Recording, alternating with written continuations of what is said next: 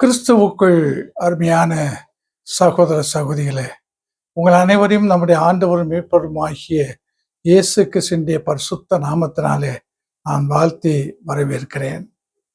இன்றைக்கு ஒரே ஒரு வார்த்தை, ஒன்லி ஒன் வேர்ட் அல்லது ஜஸ்ட் ஒன் வேர்ட். இந்த தலைப்பிலே ஒரு செய்தியை நான் உங்களோடு பகிர்ந்து கொள்கிறேன்.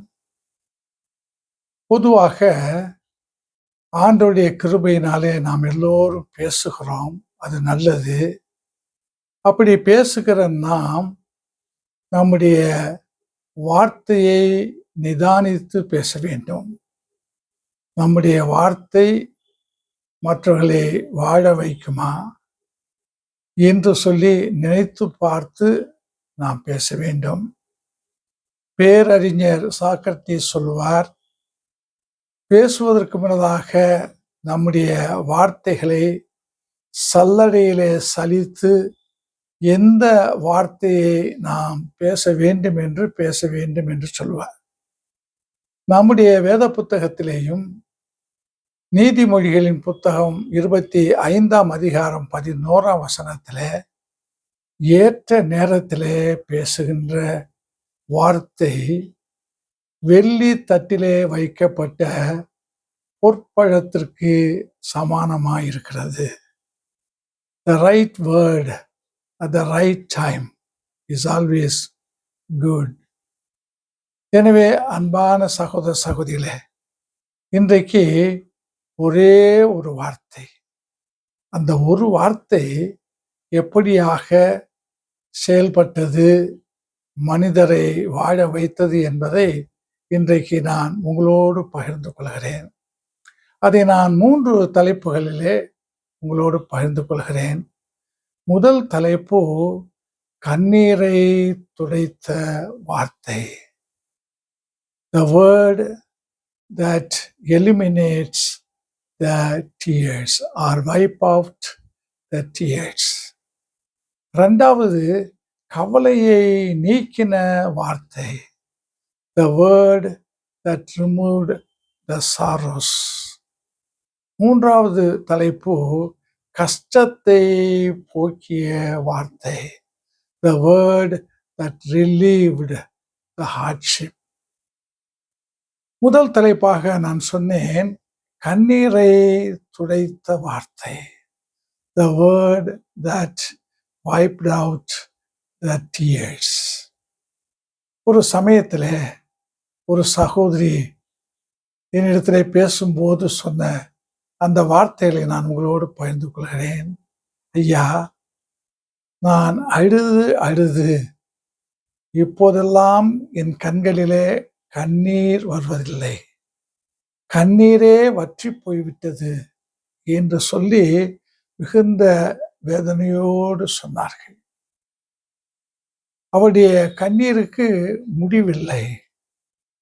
ஒவ்வொரு நாளும் என்னுடைய கணவர் அவருடைய அலுவலகத்துக்கு போகும்போதும், என்னுடைய பிள்ளைகள் தங்களுடைய பள்ளிக்கூடங்களுக்கு போகும்போதும் நான் வீட்டின் கதவை சாத்தி கொண்டு என் மனதில் இருக்கக்கூடிய அந்த பாரம் குறைகிற வரைக்கும் கதறி கத்தி கண்ணீர் விட்டு அழுவேன்.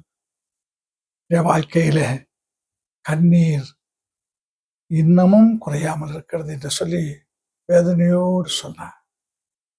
நம்முடைய வேத புத்தகத்தை நாம் பார்க்கும்போது கூட யோவான் 20ஆம் அதிகாரத்துல மகதலேனா மரியாள் அதிகாலையிலே ஆண்டவருடைய உடலுக்கு வாசனை தைலத்தை பூச வேண்டும் என்று புறப்பட்டு வருகிறார். அப்படி வந்த அவர் ஆண்டவருடைய உடலை காணவில்லை. ஆகையினாலே ஒரு பெண்ணாக அந்த கல்லறைக்கு அருகாமையிலே நின்று கண்ணீர் விட்டு கதறி அழுகிறார். நான் நினைக்கிறேன், ஆண்டவருடைய சீடர்கள் 2 பேர் வந்தார்கள், கல்லறைக்குள் சென்றார்கள். ஆண்டவரை போர்த்தி இருந்த அந்த துணிகளை மட்டும் பார்த்தார்கள். ஆண்டவர் இல்லை என்று சொன்னவுடனே தங்களுடைய இருப்பிடத்திற்கு போய்விட்டார்கள் என்று சொல்லி நாம் படிக்கின்றோம். இயேசுவின் சீடர்களே போய்விடுகிறார்கள், நாம் ஏன் இங்கே நிற்க வேண்டும் என்று சொல்லி மகதலேனா மரியாள் நினைக்காமல் அந்த கல்லறைக்கு அருகாமையிலே நின்று அழுது கொண்டே இருந்தார். எவ்வளவு நேரம் அழுதார்? அதிகாலையிலே வந்தார். எவ்வளவு நேரம் அழுதார்? அங்கே நாம் சொல்லப்படவில்லை. ஆனாலும் கூட நீண்ட நேரமாக அந்த கல்லறைக்கு அருகாமையிலே நின்று மகதலேனா மரியாள் அழுதார். அப்படி அழுது கொண்டிருந்த அந்த நேரத்தில் யோவான் 20ஆம் அதிகாரம் 16ஆம் வசனத்தை நாம் பார்க்கும்போது, உயிரோடு எழுந்த ஆண்டவர் மரியாளே என்கிறார். ஜஸ்ட் ஒன் வேர்ட், மரியாளே, அவ்வளவுதான். மரியாளே என்று சொல்லி ஆண்டவர் இயேசு அழைத்த போது, இயேசுவினுடைய குரலை மிக நன்றாக அறிந்த மகதலேனா மரியாள், ரபூனி, என் ஆண்டவரே என்று உடனே பதில் சொல்கிறார். அப்படி ஆண்டவர் அந்த ஒரு சொல்லால் அழைத்த போது, நான் ஏற்கனவே சொன்னேன், அதிகாலையிலே கல்லறைக்கு வந்தார். நீண்ட நேரம் நின்று அழுது கொண்டே இருந்தார். யாருமே இல்லாத அந்த நேரத்தில் கதறி கதறி கண்ணீர் விட்டும் கூட அழுதிருப்பார். ஆனால் ஆண்டவருடைய இந்த ஒரு வார்த்தை, த ஒன் வேர்ட், மரியாளே, மகதலேனா மரியாளுடைய நீண்ட நேர அழுகைக்கு ஒரு முடிவை கொடுத்தது. ஆகையினாலே தான் நான் தலைப்பாக சொன்னேன், கண்ணீரை துடைக்கும் ஒரு வார்த்தை, the one word that wiped out the tears of Mary of Magdalene. இரண்டாவதாக நான் சொன்னேன், கவலையை நீக்கும் ஒரு வார்த்தை, the one word, just one word that removed the sorrows. ஒரு சமயத்தில் ஒரு கணவனும் மனைவியும் என்னை பார்க்க வந்தார்கள். அப்படி வந்து என்னிடத்திலே பேசிக்கொண்டிருந்த போது அந்த கணவன் என்னிடத்திலே சொன்னார், ஐயா, நாங்கள் இருவரும் கனியற்ற மரங்கள். அது எனக்கு புரியவில்லை. நான் கேட்டேன், என்ன சொல்லுகிறீர்கள் சொல்லி கேட்டேன். ஐயா, திருமணமாகியும் எங்களுக்கு குழந்தை இல்லை. பொதுவாக உலகத்திலே சொல்வார்கள், ஆசைக்கு ஒரு பெண் குழந்தை, ஆசைக்கு ஒரு ஆண் குழந்தை என்று சொல்வார்கள். எங்களுக்கு 2 குழந்தையும் இல்லை ஐயா, கனியற்ற மரமாக இருக்கிறோம் என்று சொல்லி அவர் சொல்லும் போதே அவருடைய மனைவி அழ ஆரம்பித்து விட்டார். மனைவி அழுத போது இவராலும் கட்டுப்படுத்த முடியாமல் அவரும் அழ ஆரம்பித்தார். குழந்தை இல்லை என்ற நிலையை அவர்கள் உணர்ந்த போது அழுதார்கள். மனித வாழ்க்கையில திருமணத்திற்கு பின்னதாக குழந்தை மிக அவசியம். குழந்தை இல்லாத வீடு வாளி இல்லாத கிணறு போன்றது என்று சொல்வார்கள்.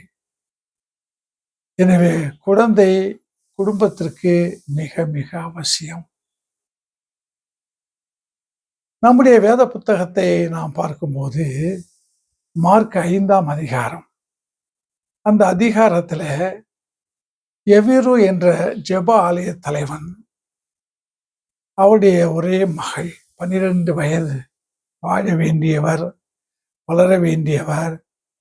எவ்விரு எவருடைய குடும்பத்தின் பிள்ளைகள், அவரை வளர்த்து திருமணம் செய்து பேர பிள்ளையை பார்க்க வேண்டும் என்ற கற்பனையெல்லாம் செய்திருப்பார்கள்.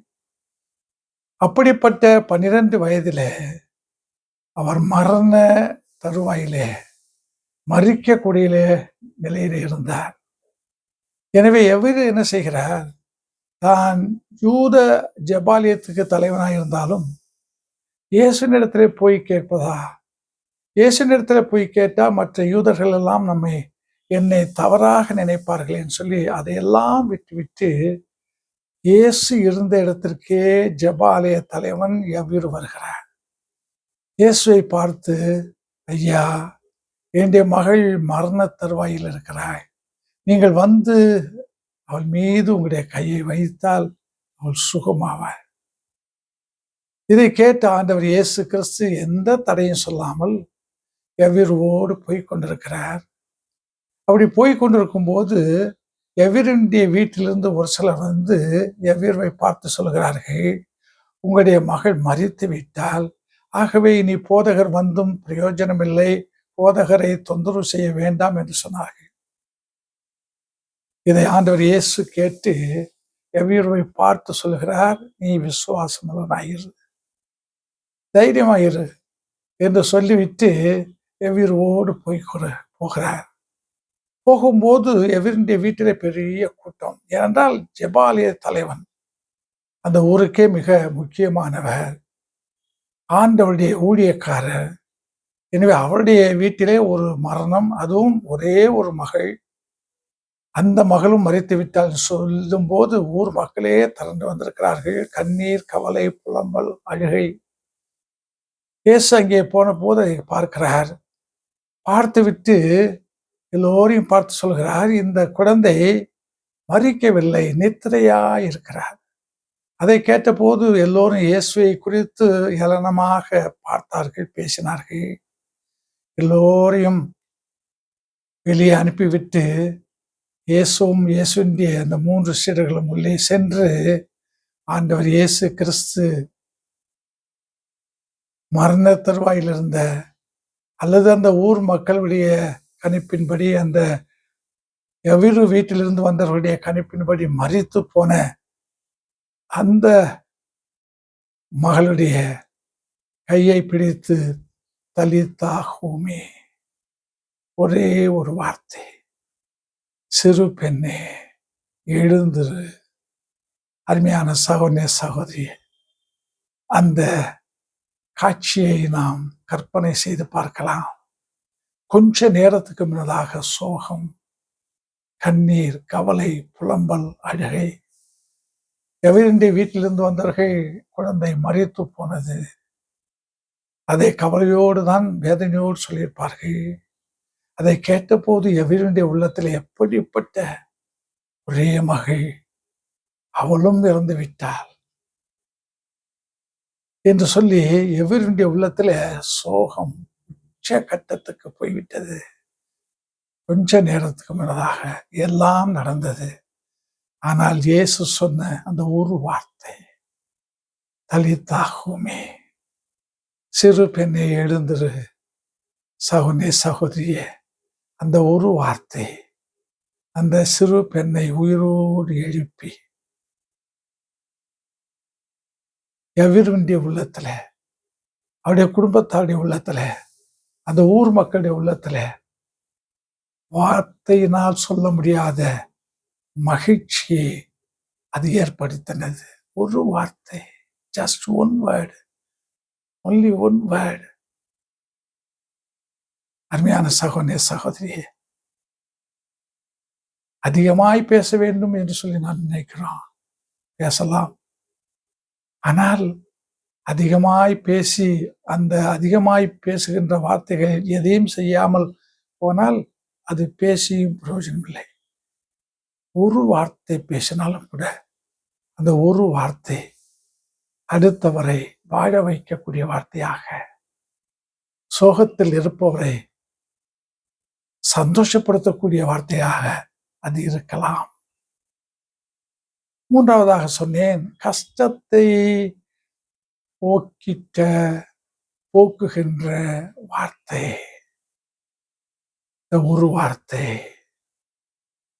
the one word that relieved the hardship. ஒரு சமயத்துல ஒரு வாலிப பெண் இடத்துல பேசும்போது சொன்னார், ஐயா, நான் +2 பரீட்சை எழுதின பின்னதாக என்னுடைய பெற்றோர் எனக்கு திருமணம் செய்து வைத்து விட வேண்டும் என்று சொல்லி மாப்பிள்ளை பார்த்தார்கள். ஓரளவுக்கு மாப்பிள்ளையும் அவர்கள் கண்டுபிடித்து விட்டார்கள். எனவே அதை என்னிடத்தையும் சொன்னார்கள். நான் +2 பரீட்சை எழுதியிருக்கிறேன், ரிசல்ட்டுக்காக காத்திருக்கிறேன்.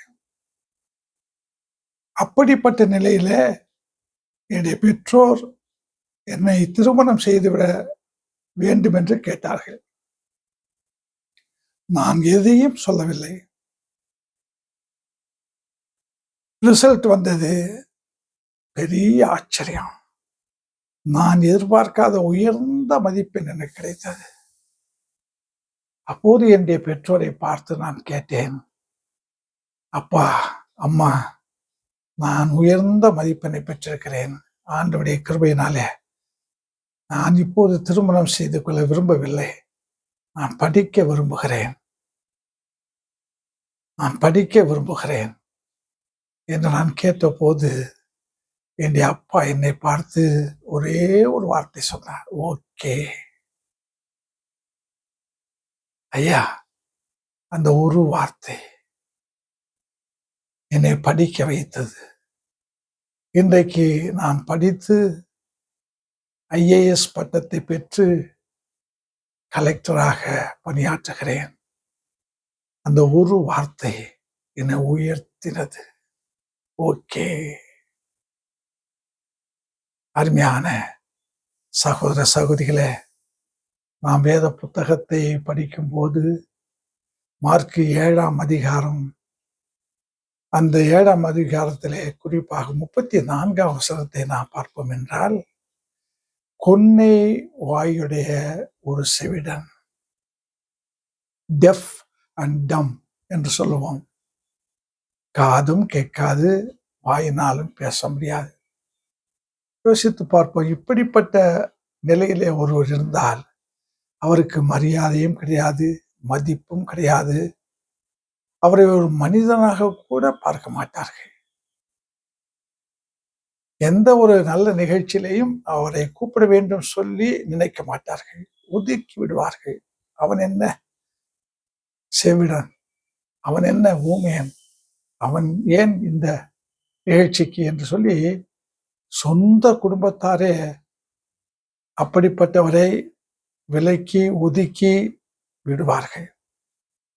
இந்த பொன்னைவாயுடைய அந்த செவிடனும் ஒதுக்கப்பட்டிருந்தார் என்று சொல்லி உறுதியாக சொல்லலாம்.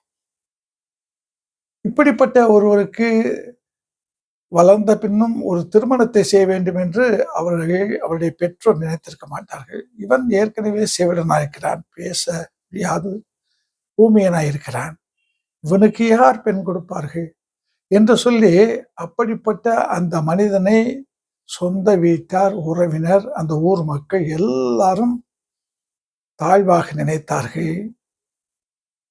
அவரை ஒதுக்கி வாழ்ந்தார்கள். இப்படிப்பட்ட நிலையிலே தான் அவர் வாழ்ந்தார். ஆண்டவர் இயேசுவை அவர் சந்திக்கக்கூடிய அந்த பாக்கியத்தை பெற்றார். பெற்றபோது ஆண்டவர் இயேசு அந்த மனிதனை சந்தித்து ஒரே ஒரு வார்த்தை சொன்னார், எப்பத்தா, திறவுண்டு போ. அருமை சகோதரனே, சகோதரியே, எத்தனை ஆண்டுகளாக காது கேளாதவராக, செவிடனாக, எத்தனை ஆண்டுகளாக வாய் பேசாத ஊமையனாக இருந்தாரோ தெரியாது. ஒரு எதிர்காலமே இல்லை என்று சொல்லி நினைத்த ஒரு காலம். அப்படிப்பட்ட ஒருவரை பெற்றெடுத்த அந்த பெற்றோரும் கூட இப்படிப்பட்ட ஒரு மகன் எங்களுடைய குடும்பத்திலே வந்து விட்டானே, பிறந்து விட்டானே என்று சொல்லி அவரை குறித்து சஞ்சலப்படக்கூடிய நிலை. இப்படிப்பட்ட நிலையிலேதான் அந்த சகோதரன் ஆண்டவர் இயேசுவை சந்திக்கின்றார். ஆண்டவர் சொன்னது ஒரே ஒரு வார்த்தை, எப்பத்தா, திறவுண்டு போ. அந்த மனிதனுடைய வாழ்க்கையில, உடலில பெரிய மாற்றம். யோசித்து பார்ப்போம். வாய் பேச முடியாத ஊமையனாக இருந்த, காதுகளால் கேட்க முடியாத செவிடனாக இருந்த அவர் இப்போது கேட்கிறார், பேசுகிறார் என்று சொல்லும்போது அவர் குதித்து கூத்தாடி சந்தோஷப்பட்டிருப்பார். இயேசுவின் பாதத்திலே விழுந்து வணங்கி இருப்பார். தான் பேசுகிறேன், நீங்கள் பேசுவது எனக்கு கேட்கிறது என்பதை வெளிப்படுத்தத்தக்கதாக தன்னுடைய சொந்த குடும்பத்துக்கு சொல்லியிருப்பார், ஊர் மக்களுக்கு சொல்லியிருப்பார். ஒரு காலகட்டத்தில் இப்படி ஊமையனுக்கு செவிடனுக்கு யார் பெண் கொடுப்பார்கள், எந்த பெண் அவரை திருமணம் செய்து கொள்வார் என்று சொல்லி நினைத்த அப்படிப்பட்ட மக்கள் இப்பொழுது என்னுடைய பெண்ணை தருகிறேன், என்னுடைய பெண்ணை தருகிறேன், நான் அவருக்கு திருமணம் செய்கிறேன் என்று சொல்லி பெற்றோர்களும் வருவார்கள். பெண்களும் கூட நான் அவரை திருமணம் செய்து கொள்கிறேன், பெண்களும் வந்திருப்பார்கள். வாழ்க்கையே மாறிவிட்டது. அப்சைட் டவுன் என்று சொல்லுவோம், தலைகீழாக. ஒரு காலகட்டத்திலே மரியாதையும் இல்லை, மதிப்பும் இல்லை, நினைக்கக்கூடாத ஒரு மனிதனாக, ஒதுக்கப்பட்ட மனிதனாக இருந்த அவர் இப்பொழுது எல்லோராலும் மதிக்கப்படுகின்ற, நினைக்கப்படுகின்ற, உயர்வாக கருதப்படுகின்ற மனிதனாக மாறினார். ஒரே ஒரு வார்த்தை, அன்பு நிறைந்த சகோதரிய சகோதரியே, இந்த ஒரு வார்த்தை, ஆண்டவர் சொல்லுகின்ற இந்த வார்த்தை மகதலேனா மரியாளுக்கு மட்டுமல்ல, எவ்விருந்திய மகளுக்கு மட்டுமல்ல, கேட்கவும் பேசவும் முடியாமல் இருந்த அந்த மனிதனுக்கு மட்டுமல்ல, இன்றைக்கு நமக்கும் அந்த வார்த்தை உண்டு. நமக்கும் அந்த வார்த்தை, நம்மையும் பார்த்து நம்முடைய பெயரை சொல்லி மரியாளே என்று அழைத்தவர், சகேயுவே என்று அழைத்தவர் நம்முடைய பெயரையும் சொல்லி அழைக்கிறார். பெரிய சிக்கலான ஒரு நிலையில் இருந்தால் சிக்கலை நினைக்க வேண்டாம், சிக்கலை தீர்க்கிற ஆண்டவர் இயேசுவை நினைப்போம். எவருடைய வீட்டிலே பெரிய கஷ்டம், வேதனை, கூக்குரல், அழுகை, ஆனால் இங்கே இயேசு சொன்ன ஒரு வார்த்தை, தலித்தா கூமி. காலாகாலமாக பேச முடியாத, கேட்க முடியாத, மற்றவரால் மதிக்கப்படாத ஒரு மனிதனாக இருந்த அவர் எப்பத்தா என்ற இயேசுவின் வார்த்தையினால் வாய்வு, புது வாழ்வு, எல்லோரும் ஏற்றுக்கொள்கின்ற வாழ்வு, எல்லோரும் அவரை விரும்பக்கூடிய ஒரு வாழ்வு அவருக்கு கிடைத்தது. சகோதரிய சகோதரியே, ஆண்டவரை போல நீங்களும் நானும் பேச கற்றுக்கொள்வோம். நாம் பேசுகின்ற வார்த்தை மற்றவரை வாழ வைக்க வேண்டாம். அதிகமாய் பேச வேண்டும் என்று அவசியமில்லை. ஜஸ்ட் ஒன் வேர்டு, அது போதும். நூற்றுக்கு அதிபதி மத்தேயு 8ஆம் அதிகாரத்துல தன்னுடைய வேலைக்காரனுக்காக இயேசு நேரத்தில் வந்து ஆண்டவர் இயேசு சுகம் கொடுக்க வேண்டும் என்று கேட்கிறார். அப்போது இயேசு சொல்கிறார், நான் உன் வீட்டிற்கு வந்து சுகம் கொடுப்பேன். அப்போது நூற்றுக்கு அதிபதி சொன்னது, நான் ஒருவனை வா என்றால் வருவான், ஒருவனை போய் என்றால் போவான், ஆனால் நான் சொல்லுவதை கேட்டு நடக்கின்ற சிப்பாய்கள் எனக்கு உண்டு, 100 பேர் உண்டு. இருந்தாலும் என் வேலைக்காரனுக்கு இருக்கக்கூடிய நோயை நான் போய் என்று சொல்லி அதை அனுப்பி அவனுக்கு சுகம் கொடுக்க முடியவில்லை. ஆகினால் உங்களிடத்தில் வந்தேன். நீங்கள் என் வீட்டுக்கு வர நான் தகுதி அல்ல. நீங்கள் ஒரே ஒரு வார்த்தை சொல்லுங்க. You say just one word. That is more than enough. அருமையான சகோதரிய சகோதரியே, ஆண்டவர் காத்திருக்கிறார். ஆண்டவரை நோக்கி பார்ப்போம், ஆண்டவரிடத்திலே கேட்போம். ஆண்டவர் நம்மை புது வாழ்வு, புனர்வாழ்வு, மகிழ்ச்சியான வாழ்வு வாழத்தக்கதான அந்த ஒரு வார்த்தையை சொல்லி இந்த உலக வாழ்க்கையை நமக்கு ஆசீர்வாதமான வாழ்க்கையாக ஆசீர்வதித்து கொடுப்பார். ஆமென்.